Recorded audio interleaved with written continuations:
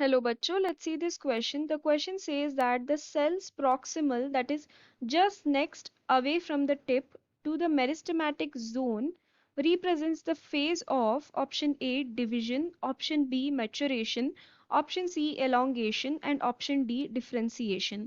तो इस क्वेश्चन में हमसे पूछा है कि जो सेल्स मेरिस्टेमेटिक जोन से just next to meristematic zone present रहते हैं वो किस फेज में रहते हैं। ओके तो इस क्वेश्चन में जो की कंसेप्ट है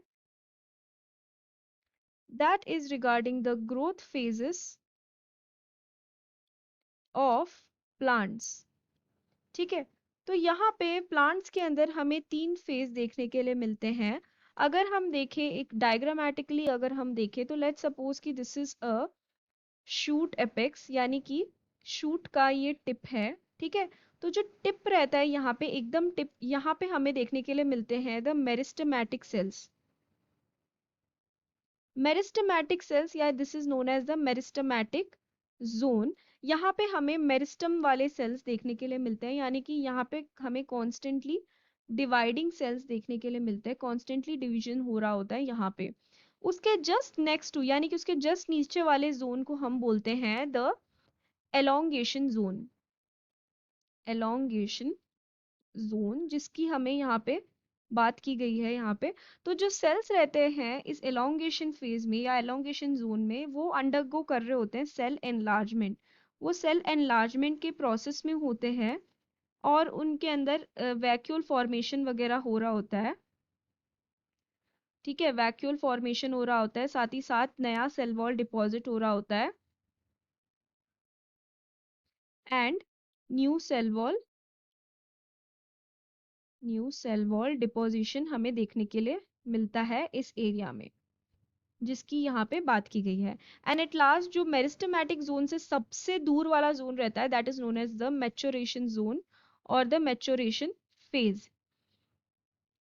तो यहाँ पे जो सेल्स हमें देखने के लिए मिलते हैं that have reached their maximum size and maturity, तो ये फर्दर डिवाइड नहीं कर रहे होते हैं।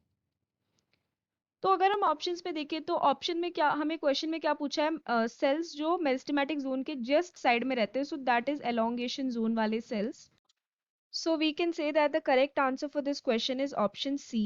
यहाँ पे ऑप्शन डी में हमें एक डिफरेंशिएशन भी बोला गया है। तो डिफरेंशिएशन में क्या होता है कि जो डिफरेंट डिफरेंट टाइप के सेल्स रहते हैं ना वो अपने आप को अलग अलग टिश्यू फॉर्मेशन के लिए असाइन करवाते हैं, यानी कि वो अपने आप को डिफरेंशिएट करवाते हैं in different tissues.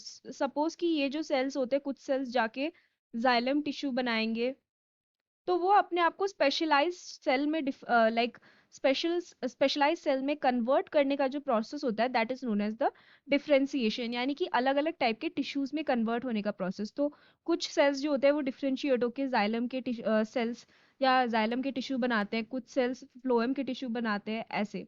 So this will not be the correct answer for our question. So the correct answer for this question is option C, that is elongation. So I hope you have understood it well. Best of luck.